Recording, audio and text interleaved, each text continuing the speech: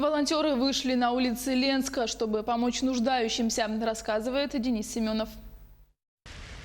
В Ленске с целью недопущения распространения коронавирусной инфекции ограничено движение автобусов. Кроме того, производится ежедневная дезинфекция внутри салонов. Управляющая компания обрабатывает места общего пользования многоквартирных жилых домов. Проводятся работы по дезинфекции входных дверей, стен, приборов отопления, лестниц, полов, перил и лифтовых кабин. Для работников Центральной районной больницы силами ленских индивидуальных предпринимателей, занимающихся пошивом одежды, изготавливаются средства индивидуальной защиты.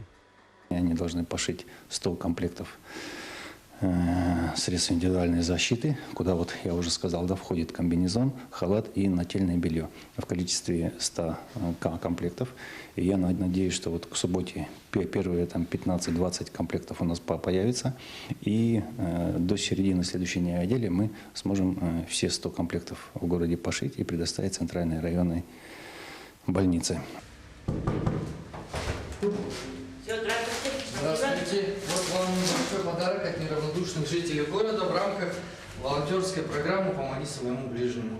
Для помощи незащищенным слоям населения в Ленске стартовала акция «Помоги другому». Жители города, предприниматели, которые и сами в настоящее время находятся в нелегком положении, приобретают продуктовые наборы, в которые входят товары первой необходимости – макаронные изделия, крупы, растительное масло, тушенка, сахар и другие. Заранее был создан необходимый список подходящих продуктов для помощи малообеспеченным семьям, людям, инвалидам, людям с ограниченными возможностями.